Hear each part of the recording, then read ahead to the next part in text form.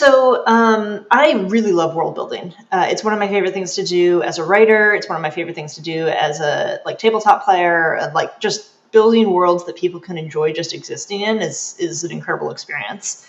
One of the big rules for me of world building is that the world has to be a character in its own right. Welcome to the Delos Diaries, where we explore the untamed frontier of writing and creativity. Join your host, Paul Delos Santos, a writer and self-published author, as he navigates the ever-evolving world of storytelling. Hello, everyone. Welcome to the Delos Diaries. I'm your host, Paul Delos Santos, and today we are featuring our first guest on the show, Rachel Beck, author of the Glitch Logs. How you doing today, Rachel?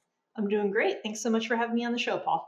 Well, this show is new, so basically we're really focused on the concept of how authors find their craft. So what really ultimately, the first question I have for you is, what got you into writing? I mean, that's the number one question I want to ask just about every guest first. Oh, wow. Let's see. I've been writing since I was 6. As a kid, I loved books, and I immediately wanted to create my own, tell my own stories, things like that. I didn't take writing really seriously until I was in college when I made the extraordinarily ill-advised choice to ask a professor if I could write a book instead of a term paper my senior year. I don't recommend it, but it does motivate you if you need to finish a book in order to graduate. Mm-hmm. So I finished the book, Oh, nice. and that was sort of the first step into the world of publishing. Oh, wow. How did your professor react to that? Well, his eyebrows kind of went up, and he said, "Yeah, if you can write 80,000 words in a semester, more power to you." What was it And about, if you then, don't mind me asking? it was a fantasy series exploring Cartesian doubt through the eyes of middle schoolers that get stuck in books. Oh, wow. So about the sort of thing you'd expect a college student to turn out. Mm-hmm. But it was good fun to write, and to my professor's credit, he actually read the thing. Oh, wow, he did. Did he give you feedback or anything like that? Yeah, high level feedback, but feedback. Yeah, I appreciated his time, if nothing else. Yeah, that's how. I mean, it's always fun to get someone who reads their stuff. I mean, regardless who they are, and it's always fun because I discovered that when I was a journalist, and it's kind of like anytime someone would read me something, and say that they appreciated what they like. I was like I said, I always go with the comment, "Thanks for reading." I think that's kind of the high level things I like to say is always be thankful that they read. I mean, tell us a little about Glitch Logs. I mean, I haven't read it obviously, but I mean, it's just one of those things where I was interested because I'm writing a cyberpunk samurai story, so it's kind of I just kind of want to meet some other cyberpunk writers. Yeah. When you reached out, I was super happy to connect. There's not a lot of us out there, so connecting with another cyberpunk is absolutely very exciting. So the Glitch Logs follows the story of Glitch. She's a hacker who lives in a cyberpunk dystopia city. She makes a living stealing from the giant corporations of her city that had it coming, is sort of our tagline. The first book begins with her on a job, and then a rival team of thieves shows up looking for the same haul out of the job. Things get messy, and they have to end up seeing if criminals can work together long enough to get out alive. Mm. That sort of kicks off the series. Oh, nice. What inspired you to write this? I mean, it's as you mentioned, there's a small cyberpunk community, and it seems like it's growing in recent time with the game, edge runners, and all other platforms and everything. Yeah, I mean, so there wasn't a lot back when I first started writing. I published the first book back in 2018, so pre Edge Runners, pre Cyberpunk 2077, etc. There were a couple factors leading into it, right? One is that I was working a desk job, right? I was working in a cubicle, and it was sucking the soul out of my body, and I was commuting on the 5. For your Californian listeners, they'll know how bad that is. Mm-hmm. And so there was that. There was all this pressure building because I've been raised to believe that if you worked hard, and did your best and really put in the hours, do your homework so that you can get to a good college, do your college, do really well in college so you can get a good job. And here I was, I'd done all those steps, but, the job was killing me. It wasn't paying much. And there was this perpetual sense of I think I'm being exploited. This is not the system I was promised. And so that frustration sort of built in a number of ways. And then at the same time, we were playing the tabletop RPG, The Sprawl. My husband was running the game, and a player canceled, so they invited me to join. And that was actually my first exposure to cyberpunk as a genre, and I immediately fell in love with it because it was so honest. It was yeah, no, the system is out to get you. You are 100% exploitable. Are you kidding?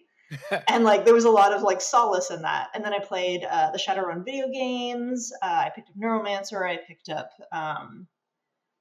Snow Crash, Mhm. and so on and so forth. And then what ultimately made me start writing the books was that I really wanted to share this new genre that I'd fallen in love with other women in my life, my Wow. friends. I was like, join this with me because I'm sure you've noticed there's not a ton of women in cyberpunk. And it was really difficult to find a book that I could just hand them without a slew of content warnings. Mhm. And so at a certain point, I thought, you know what? I'm just going to write a book that's going to make my friends enjoy the genre too. Oh wow, And that's that's what I that's just did. that's a good motivation. I mean, it seems like we always write to an audience specifically that we're connected to, and I think women in cyberpunk's one of those weird, like not really popular right now, but I think it's going to grow in the meantime. I mean, it seems like the genre is growing, and that's why I'm like interested in kind of telling a samurai tale in the world of a cyberpunk neo kind of like inspired Tokyo kind of world. But overall, just like you mentioned that you played the Sprawl, and Mhm. how much influence did you get from that? Just being able to think on the fly to create characters. Because I know when you play a tabletop RPG game, it's like you create characters in your mind that could live in this world that you're in. Yeah. I mean, I think there was probably pretty heavy influence initially, and then it was diluted over time as I got more and more sources. The Sprawl itself is a little indie tabletop RPG game that's based on Gibson's The Sprawl trilogy, right? So you play these sort of high tech low lives that have to go in and do crimes to get an object and then get out alive, and Hmm. all the sort of complications that follow you in and out of that job, from your past, from your, the people who you owe money to, and so on and so forth. So, it's all good cyberpunky fun. What Um, Go ahead. I mean, you mentioned that it's a lot of cyberpunky fun and characters. I mean, how much did your character play an influence on ultimately the main character in Glitch Logs? They were both hackers. Honestly, not too much beyond that by the time I Oh, got the okay. final draft done. Initially, I think in early drafts, it started out a lot closer, but I rewrote the first book 12 times before it published, Oh, like wow. start to finish. And so it had drifted pretty far by the time I got to that final publication, and I think it was for the best. I learned a lot about adapting a tabletop RPG to a book series, and there's a lot of pitfalls you can fall into pretty easily because they are, in fact, different mediums of storytelling. And if you Mm. just try and replicate the game in book form, it's going to drag. You're going to find dead spots where there was the energy at the table, but the energy is not there on the page because you don't have that shared agreement that this is awesome. Yeah. I mean, how did you approach the world building? It's like, that's the big thing about cyberpunk is that you get to create this new world. I mean, same with sci-fi and fantasy. It's just like one of those things where, you mentioned that the sprawl is kind of influenced by Gibson's work, but now you're creating your own world. So it's like, how did you approach that whole situation, and how did you come across building the world that you ended up putting the glitch logs through? So I really love world building. It's one of my favorite things to do as a writer. It's one of my favorite things to do as a like tabletop player. Like just building worlds that people can enjoy just existing in is an incredible experience.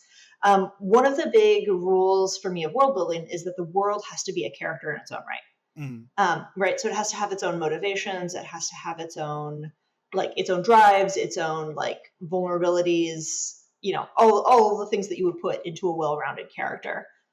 So it's not just flashing neon lights and it's raining all the time Yeah. for for whatever reason.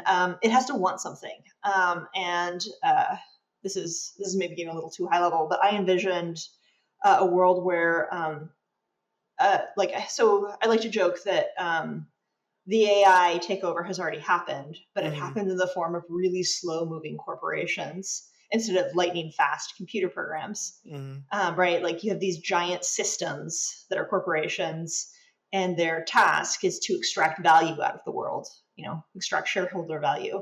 And so their every effort is directed towards that thing, which is the same problem you have whenever you get a computer program that tries to take over the world. It's inevitably like myopically focused on one specific task in the absence of context, and that ends up destroying humanity because humanity is an incredibly contextual thing. Okay. Right, so you start with these giant behemoth corporations, and anytime you face any situation, you say, how is this situation attempting to extract value out of people? And then how are people responding to that, and how are our heroes faring against that, which is great because it lets you put all kinds of details into the world that you don't necessarily have to think about ahead of time, right? If you open I don't know, a janitor's closet, you can think to yourself, how is this intended to extract value, and are people paid enough Hmm. to care? Yeah. And that tells you pretty much a lot about the broom closet right then, right? Hmm. Probably there's a lot of stuff in there, and it's probably fairly disorganized because no, people are not paid enough to care, especially our hardworking janitorial services. Okay, what does that look like? And then so every time you walk into a new space, into a new room, into a new setting, you can ask yourself, what's the character of the world doing in this scene? And you should immediately be able to feel it. Oh, okay. Yeah, no, it's always interesting to me how different authors approach world building because, for me, it's like, okay, we start with a city and we build out a city. So how did you approach it, like in terms of like your setting and overall feel, like look and feel of your world? So at the very beginning, the first book actually takes place entirely inside of a cubicle office Okay. and cyberspace. But like I really narrowed down the scope and then asked myself at every moment, like, okay, what do we see in this corporate office space that tells us about the broader world outside?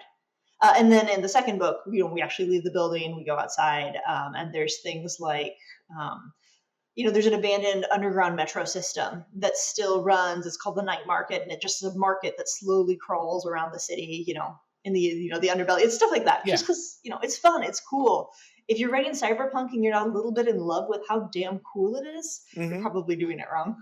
Yeah. What advice do you have for people who are interested in world building? It seems like you went the whole inside out method. It seems like you went to a small setting and then slowly expanded the world from there. Some people like to go big picture and kind of slowly like get minutia in there. So what advice do you have for people who, are just trying to build their world initially? Because I think that, like you mentioned, it needs to be its own character, needs to have its own life to it. And so overall, it just feels like a lot of people don't take that into account when they're really when they're really creating a world. I mean, wow, that's a big question. There's a lot of world building advice that we could give. I guess one thing that I would say is sometimes writers get caught up in being hyper realistic or like Hmm. trying to justify their everything. They have this idea in their head that they're writing to their critics, to a hostile reader who's going to be like, wait a second, that's not possible because, X, Y, and Z. But probably if you found your people, if you found your readers, they're on your side, Hmm. right? They also want to read about something that's real damn cool. So maybe put the real damn cool thing in there and like enjoy yourself because the readers will get it and the critics were going to criticize you anyway.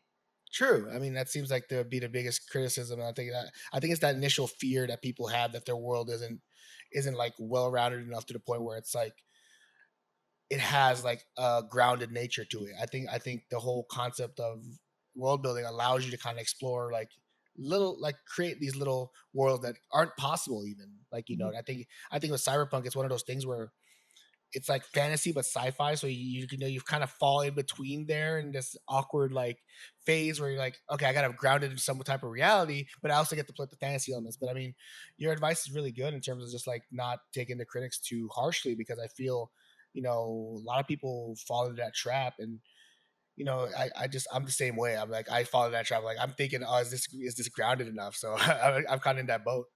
Oh yeah, no, I mean, I think lean into the things you love about your world, right? Mhm. Like ultimately it's your story, like tell it.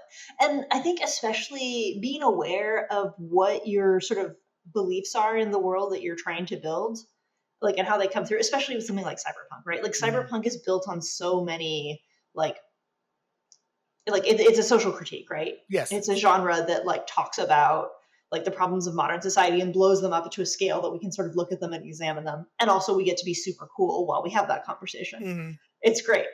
But being aware of like what elements, like how you're joining that conversation, the conversation that cyberpunk's been having for decades now. Um, what is the thing that you're saying into that genre can also really help inform the world building. And as long as that's a coherent like thought you're having about, then like people will feel the coherence of that and they're not going to nitpick your world to death, Yeah, and I think or they that's a are and they're not your fans, and that's yeah. okay. I think that's the thing, is that I think most writers want to appeal to everyone, and I Mm. think that's a big problem when you can't appeal to everyone. You have to like really find your audience and find the people who really will care about your art. I think that's the big thing. So when it comes to like cyberpunk, one of the things is that we're in a kind of a weird cyberpunky society right now in a certain way with AI and everything. So like how do you view the social commentary, especially in the ever changing world that we're in? So, wow, that's a great question. So when I was first starting out, I wanted to talk to as many other cyberpunk authors as I could, and there weren't a Hmm. lot of us. So the way that I did that is I went around and interviewed as many authors as I could to sort of find out what they knew. And there was a really interesting the because sort of an older generation of cyberpunk writers were pretty depressed because they're like, yeah, we warned about all this stuff, Hmm. and then it happened. That's really frustrating. Yeah. But then there was this newer generation of cyberpunk writers that was coming up that had a lot of optimism, and a lot of hope for the future because they were like, yeah, we know the playing field. Look, the genre told us about it. We get to write stories that aren't about what if this happens, but like, oh, these problems are already at hand. We get to explore the lives of characters that are faced with that. And so, in a sense, we get to come up with sort of modern solutions, modern mindsets, modern discussions that immediately speak to the reality around us. And there's something in that that really resonates, I think, with the cyberpunk readership. Yeah, I think that's the big thing is that a lot of us cyberpunk writers are now offering different perspectives. I think the fact that we're able to see the problems, whether it's like older cyberpunk authors are, it feels like they were theorizing on the solutions. Now we can actually can test our solutions and test our theories a little more in terms of writing solutions for what we're facing. I mean, I think the biggest theme that I'm exploring in my cyberpunk story is the human connection, the concept of Exactly. human connection in the age of like in the age of like worlds where we're faced with various things that kind of like what's a real human connection at some point. And Yeah, I yeah, think that's a big exactly. theme. Yeah, and that's such a crucial question that we need answered now, right? Hmm. That question of human connection. So yeah, exactly what you're saying. I think like is cyberpunk now great? Like the writers are here, the artists are here, the storytellers are here to help us make sense of that. Hmm. Like we're going to come alongside, the resistance, if you will, and figure out how we're going to make it. How we're going to make it in this cyberpunk world. Yeah, it's a weird. Like I said, we're experiencing a little bit now with everything with how technology is evolving and with more and more evolutions and concepts. It's going to be crazier. I think I wrote a short story for class. I'm in an MFA program at Southern New Hampshire. I wrote a cyberpunk story where a guy basically gets a brain implant and slowly AI takes over his brain and he only can see in binary code by the end of the story. Hmm. So it's just one of those things where you make those distinctions in cyberpunk, which is fun. I think that's the big thing is that we have a lot of freedom in terms to explore with cyberpunk, especially with the modern technologies as they're evolving.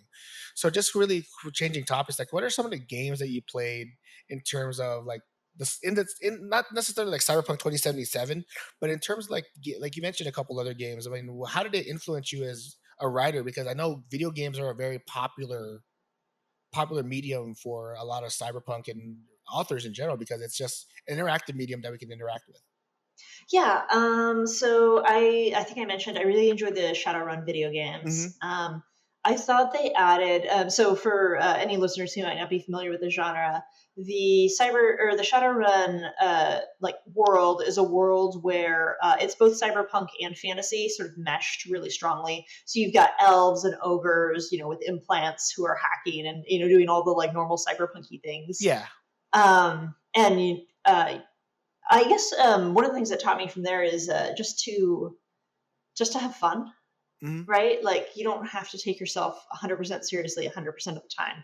It can Hmm. also just be really fun and like offbeat and like do something new. And like some people really dislike the Shadowrun franchise, but man, does it also have a lot of fans. Yeah. Like you should feel the freedom to go find your people, Yeah. You should. and not be locked in. There was that. I really enjoyed the Deus Ex Yeah. Machina games.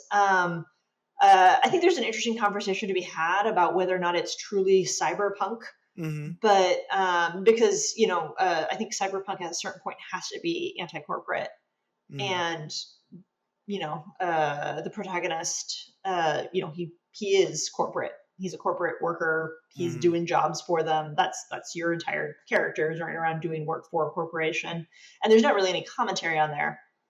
On the other hand, arguing about whether or not something is cyberpunk is perhaps the most cyberpunk thing you can Yeah. do. So I'm not going to say I didn't enjoy it. Regardless, it's Mm. you know I enjoy the big sweeping neon and the augmentations and the various conversations it does have about what makes us human inside of it. Plus, it's just good fun. Yeah, and It's a good game. yeah, games have to be fun, I think, ultimately. But from a craft standpoint, and this is what I always ask writers who play video games, like, how do you learn pacing from such a game like that? Because pacing is like, video games have to keep your attention over 20, 30, 40 hours, and here a book is trying to keep you for eight, eight, Right. 9. So it's like how do you learn what kind of tips and tricks do you pick up from overall playing video games, and what can you glean from it in a sense of like writing fiction? I think stakes setting is important. Mhm. Like you have to care about getting the.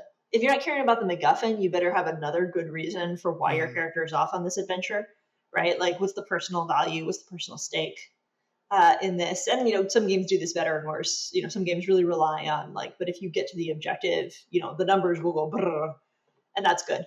We Mhm. all enjoy that, right? Yes, we do. But from a storytelling perspective, yeah, having stakes that you really are invested in.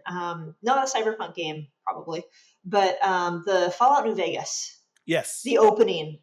Oh, Like, yeah. can we talk about like setting stakes? Mhm. Like, I think the game's old enough now that I'm not going to spoil this for any of your listeners.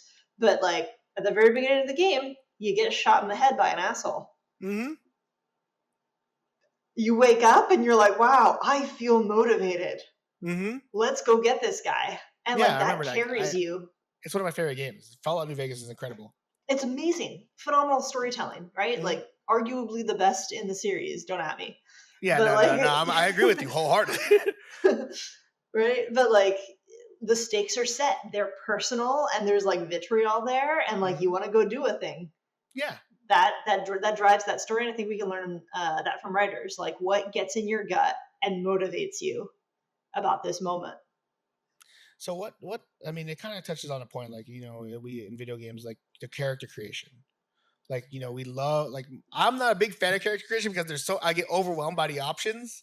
But my friends love character creation. They spent hours in Baldur's Gate 3 just creating a character. So, I mean, how do you I mean, what does that tell you about the art of making a compelling character in the sense that you are like what is the art of creating compelling characters? I think I'm asking here. Yeah, I mean, I think we've seen a few different approaches, both in video games that translate into books. One of them is sort of the blank slate Mhm. approach, right? Where like we're going to define the aesthetics of this character, the color of the hair, the color of the eyes, all the things that people who enjoy that mini game of character creation enjoy. I don't myself enjoy it that much, but lots of people do.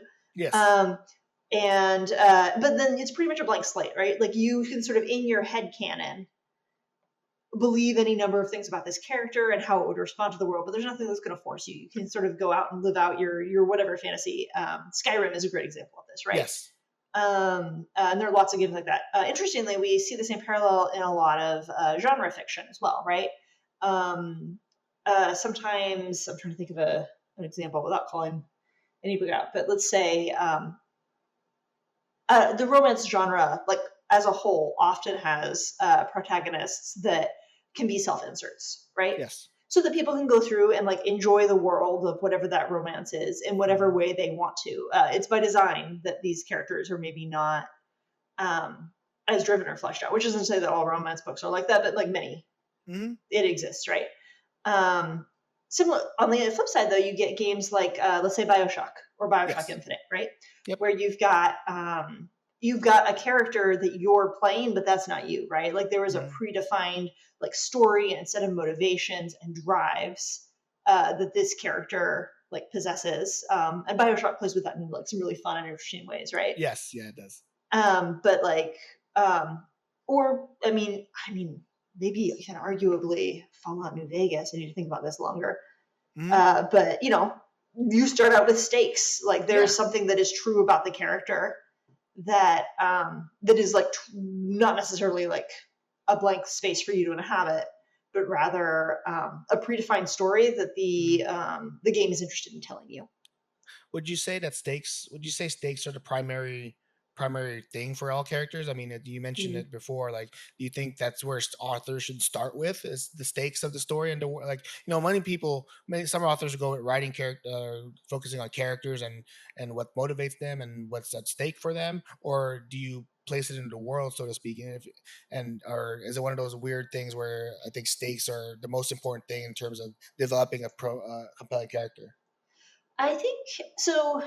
I mean, this has moved over time, right? Like Mm-hmm. historically, we've had very plot driven narratives. Mm-hmm. In the modern time, in modern era, we've shifted more into like character driven narratives, Yep. right?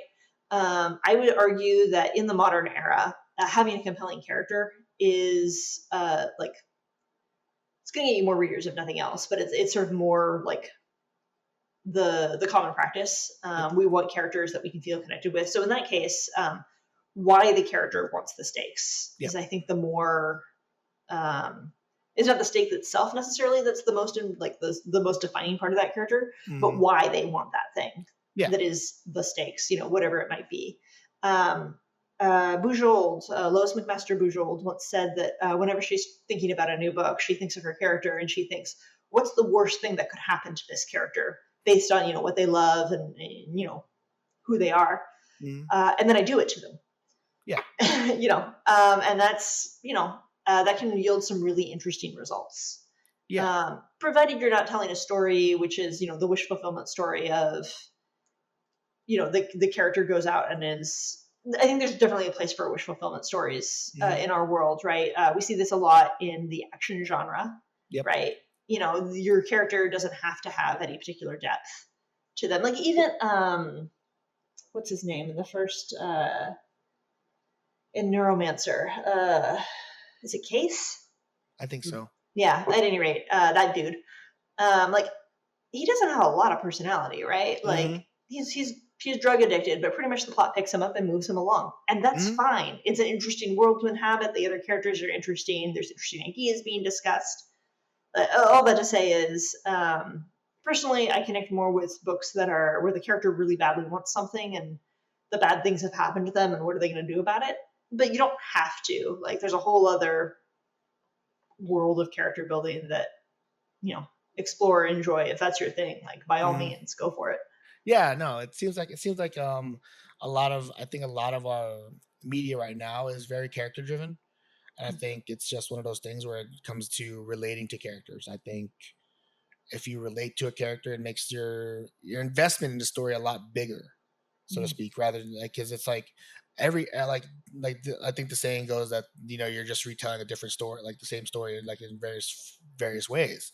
So I mean, if the plot structures have been very much condensed down by Save the Cat, John Truby, and everything else, what makes them unique? Ultimately, it's going to come down to the characters. So that's how I feel about it, and it's an interesting conversation because I know some people love their plot driven stories, but I think more we're all moving into a place where that characters are so important and characters are so driven, and relating to characters is more important than what they're going through. Yeah, yeah, yeah. I think that sums it up quite nicely. Nice. All right. Well, I mean, just go. Let's talk a little bit about your writing process. Let's let you know how many. I mean, you mentioned you rewrote glitch logs 12 times.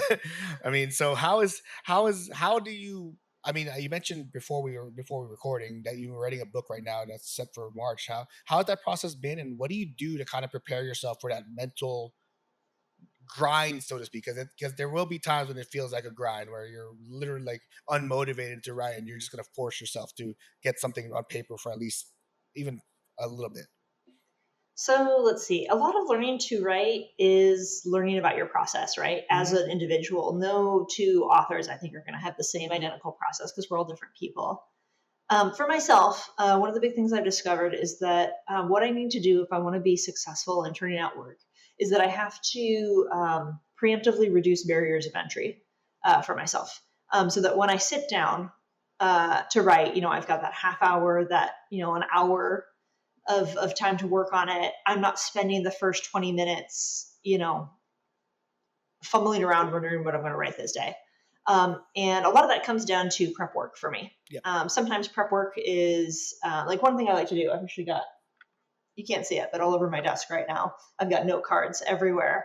One of the things I do is that when I'm doing the outlining phase, I write down every single scene gets one note card, right? And it's just a couple notes on that note card. It says, hey, here's what needs to happen in the scene. Make sure you mention this. And these are the characters that are going to be there. So that when I sit down, I don't have to say, okay, and then what happens next, right? I have my note card in front of me. This is the only scene I'm worrying about right now. And it almost becomes like almost like a writing exercise, right? That's something that you're doing, sit down, write a scene where these two characters have a fight about X. Great. And I find that gives myself a lot of freedom, and I also get to it a lot faster. It also has things like figuring out the name of everything before you sit down, or being confident to just put in brackets. I put little square brackets in that say, name this later, come back to it, right? Anything that's going to like have you continue your flow, that you don't want anything to pull you out of it, and you don't want it to be hard to start. Yeah. Those are sort of the two big things that I look for in terms of my own writing process. I think you answered my question. My next question was like, are you a planner or a pantser? I think it's clear. Like, I think, are you a planner? Are you that type of archetype? I am now, and that's because I rewrote the first book 12 times. Were you a pantser before? I was, yeah. I wrote the first Glitch Logs. Defrag is the first book. I wrote that cold. And it had different characters in it in the first run through. It had, I guess, like, if you really step back and squint at it, the plot's more or less the same, right? The entire thing takes place inside of an office building. But beyond that, it's not like one of the benefits to what I did with the Glitch Log series is that all of the books, especially at the beginning, are very short. Yeah. Right. And that's important because I was still figuring out my writing process at that time. And so being able to turn it around very quickly and rewrite it 12 times, that wouldn't have been possible if it had been a 900-page tome, right? I would have burned out. That book never would have been published. And so a lot of the early days of writing, I was a pantser. And a lot of that was figuring out my style. And wouldn't you know it, once I started outlining things in a way that didn't kill the energy for me, I stopped having to rewrite the books 12 times. Yeah, and it seems like I think once you develop your voice and style, I think you become more comfortable outlining, because I was a pantser as well. I think it was one of those things where I discovered that once I nailed down my voice and my style and what I'm trying to, like, overall, like my overall writing, the feel for writing, that I felt that I needed to kind of plan more. Because if I didn't plan more, I felt like I was just being unprepared. Now, there's still elements of pantsers I do take. Like if the character, like while I'm writing, takes a drastic turn in the scene, I'm like, there's still elements of pantsing in there. But ultimately, I have moved into the world of planning as well. But how do you keep your writing commitments tied together with all your other life commitments? Yeah, I think that's a struggle for a lot of writers who I'm trying to aim to reach in this podcast. And I think that's the biggest thing, is that I want to kind of provide them with what advice can you give them to balance out writing with the various life things. I mean, writing is a time consuming thing, and you got to make time for it, I understand, but how do you balance that out? Yeah, that's a great question. Again, I think it's probably like the specifics of it are going to be particular to each individual person, but sort of broadly speaking, it comes down to a couple of things. One is what you already said, prioritizing that time. You have to pick it over, sometimes I'll sit down and be like, do I want a book, right? Do I want to finish a book, or do I want to play this video game? And asking myself that question, really honestly, before I, settle into a 1-hour gaming session. Sometimes the answer is that I want to play a video game. I'm deadbeat and it's been a long day. But sometimes when I sort of set the stakes against myself, I'm like, oh, you know what? Actually, I really want a book. I want to finish this. And then, once you get into it, you breathe, you spend the first 20 minutes fiddling and hemming and hawing, and then you ease into it, and all of a sudden you're in the zone and it's 2 a.m. and you've written a billion words. It's great. I think that's part of it. I think part of it too is a lot of internal work. You've gotta get rid of that critic in your head. You cannot write well and freely and really enjoy the process if there's a voice in your head critiquing your every sentence. That's exhausting, and it won't be fun. And at the end of the day, if writing is consistently like work that you're spitting out that no one's paying you for, Mm. and you're just kind of slogging through it, that's going to come out in your writing. Like, Yeah. I promise writers that if you're not enjoying the process of writing, like, pick a different outlet. Go play tabletop RPGs. Go, take up painting. Get into video game design. Do something where somebody will pay you for it. Mm. Because, like, you know, you have to enjoy the process, or you're not going to get to the end of the book. Yes. I struggle with that because I have a draft of another novel I was working on that's not in the cyberpunk world. And it's just sitting there. I'm like, oh my God, I'm burnt out on that story. So I'm like, I'm going to take a break from it for the time being. But Oh, I yeah. mean, yeah. And the thing is that, you mentioned once again, 12 rewrites. I think that stands out to me just because it's just like, how did you incorporate feedback from the people who read your book, like from in the draft forms? Like, how do you take that into account and keep your own creative voice, so to speak? Because Hmm. I think a lot of things sometimes when people give feedback and you're like, I don't know if I'm going to do that. I don't know if that works with the story, or like, how do you incorporate that kind of feedback and kind of keep it your story? So I think there's a couple important sort of tools that I keep on hand for that. One is to, the more you can know about who your intended audience is, Mhm. the more you can filter your feedback, right? Everybody has opinions, right? Yep. We have so many opinions. We are all on the internet. There are so many opinions. Um, but you do really want to dial in on, like, okay, but who's my target audience here? Who do I want to love this story? And the answer can't be everyone. Pick a group, pick even a person specifically if you must. Be like, who do I want to love this story? Their feedback should be weighed more heavily than all the other feedback. And secondly, and this is true, I think in a lot of storytelling genres, when you have like beta readers, let's say, Mhm. and people tell you what's wrong, believe them, Oh. right? They're like, oh, this isn't working for me. If they tell you how to fix it, be extraordinarily suspicious. Oh, that's interesting. Right? So if people are sitting there being like, this didn't work for me, probably it didn't work for them, right? Especially Mhm. if you're getting multiple people and they're all like, oh, it was this, it was that, it was the other. Unless they are themselves seasoned, experienced, professional storytellers who have, had their own storytelling tested by the fires of the market Mhm. and the fires of like the publication process and so on and so forth, they may or may not be actually qualified to tell you what's wrong. But they are probably instinctively picking up on a truth, which is something is wrong. Mhm. So look for that red flag, but don't necessarily listen to the solutions, Okay. right?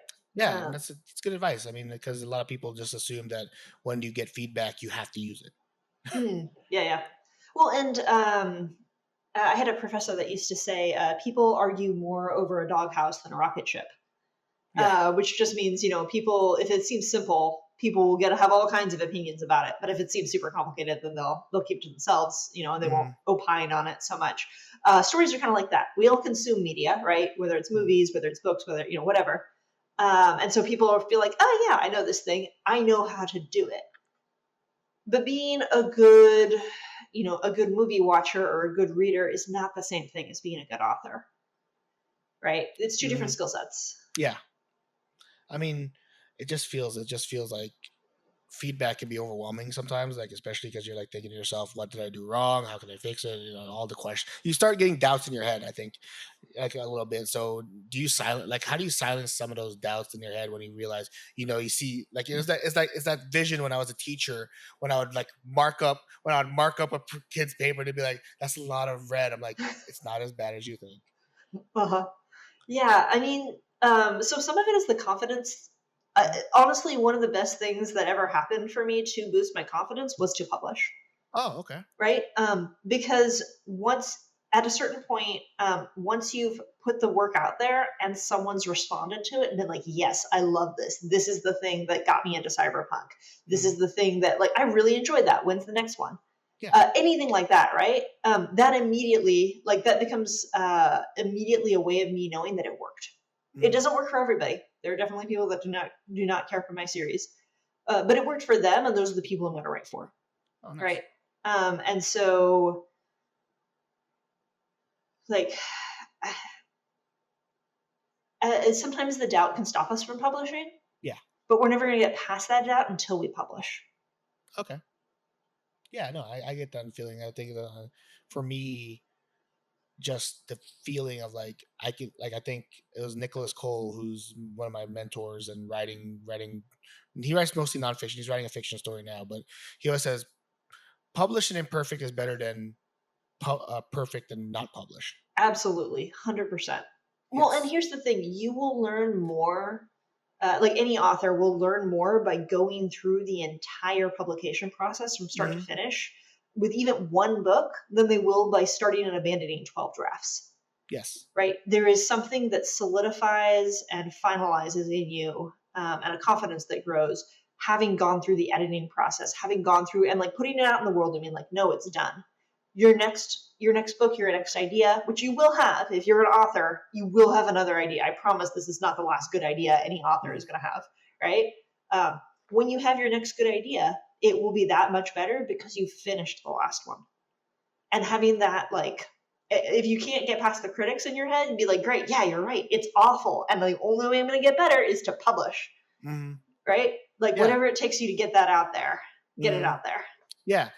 Is that kind of like your general advice to new writers? Is just write and get it out, get that feedback immediately, and kind of get the public feedback rather than kind of like sitting on it and ruminate it a little bit and then never publishing it. Yeah, I mean, so if you can, and I struggle with this, so no shade if you can't, but if you can, write short stories Oh yeah. and publish them, right? Like, get addicted to finishing things Mm, because there is a rush at like finishing it and putting it out in the world.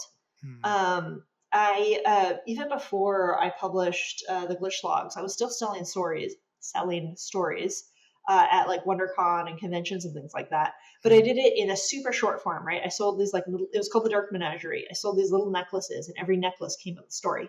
Oh, that's The interesting. story, I mean, it was like microfiction, right? It Yeah. was not even a page long.